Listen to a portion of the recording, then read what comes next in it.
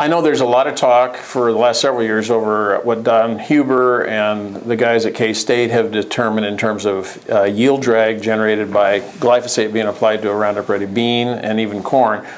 A lot of guys are using the Feast manganese product at 1 pint per acre with their glyphosate.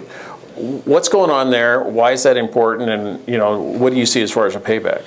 What we're seeing is that it has been proven now that since glyphosate is a phosphate-based product, glyphosate, is that it's actually exudating the roots totally intact, and as it's moving through the plant, it's actually grabbing on some cations, zinc being one of them, but manganese being the most important and the one that we're seeing the most. So it's actually pulling that manganese down, exudating it out of the roots, and if you don't have enough manganese in the soil to replace that cation within the plant, you end up with what's called yellow flash.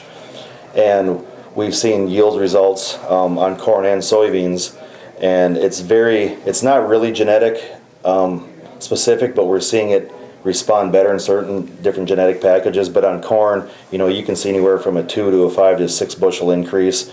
We've seen it even higher than that, to be honest with you. And soybeans, it's probably 3, 4, 5 bushels.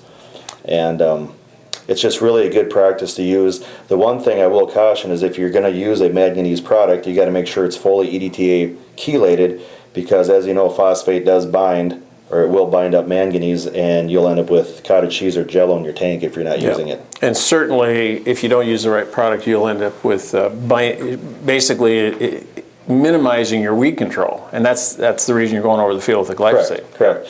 Yeah. So if you don't do that, then you have to do 2 separate applications. Yep. You bet. Thanks.